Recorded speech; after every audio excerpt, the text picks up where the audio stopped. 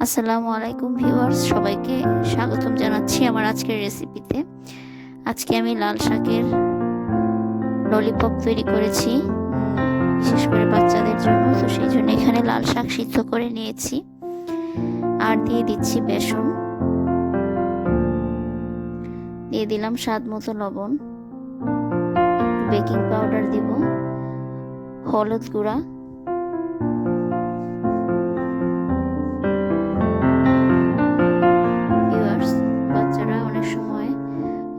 মেয়ে বিশেষ করে খেতে চায় না লাল শাক, যেভাবে রান্না করা হয় সবসময় ভাতের সাথে খেতে চায় না। তো লাল শাকের পুষ্টিটা অপূর্ণ যাতে না থাকে সেই জন্য এই চেষ্টা। তো দেখতে পাচ্ছেন এখানে আমি ধনেপাতা, পেঁয়াজ কুচি, হলুদের গুঁড়া, লবণ, বেকিং পাউডার দিয়েছি, দিয়ে দিচ্ছি একটি ডিম,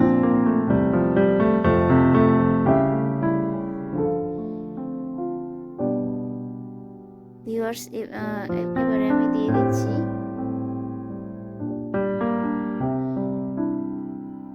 স্বাদ মতো লবণ দিলাম।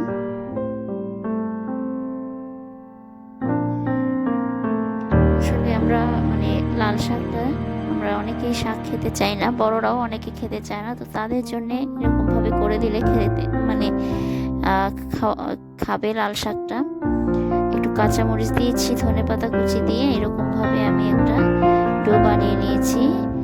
আর এখানে সব শেষে দিলাম জিরার গুঁড়া এবং গরম মশলার গুঁড়া অ্যাড করে দিয়েছি। এটা দিচ্ছি আমি একটু শাহি মুরগির মশলা,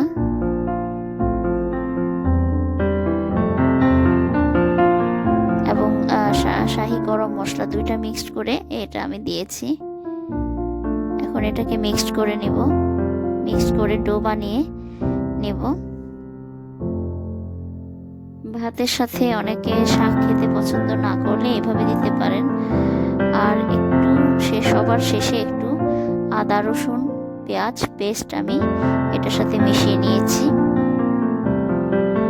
তো এরকম ভাবে মিশিয়ে ডো তৈরি করে আমি ললিপপের মতো শেপ দিয়ে নিচ্ছি।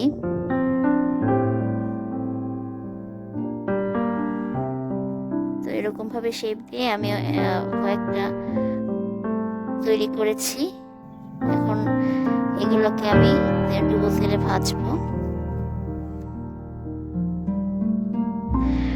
ভিউয়ার্স, এরকম ভাবে বাচ্চাদেরকে তৈরি করে দিলে তারা বুঝতেই পারবে না যে এটা শাক। আর এখানে বাচ্চাদের জন্য কাঁচামরিচ কুচিটা আপনারা স্কিপ করতে পারবেন, কিন্তু বড়দের জন্য আমার মেয়ে খেতে পছন্দ করে, আমিও খাই, তো এই জন্য দিয়েছি।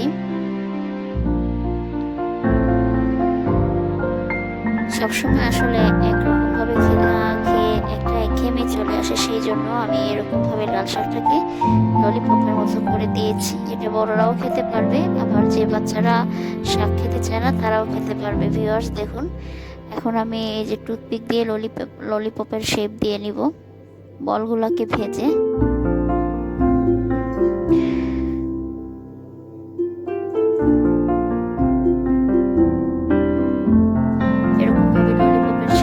দেখুন আমি সস দিয়ে একটু ডেকোরেশন করেছি। আগে দেখতে সুন্দর হলে এটা খেতেও ভালো লাগে। এটা খেতেও অনেক মজা হয়েছে, মচমচে গরম গরম খেতে খুব ভালো লাগে। তো আপনারা এটা বানাবেন, দেখুন খুব সুন্দর লাগছে, একদম ললিপপের মতো লাগছে, দেখে বোঝাই যাচ্ছে না। তো সবাইকে আমার রেসিপিটি দেখার জন্য ধন্যবাদ।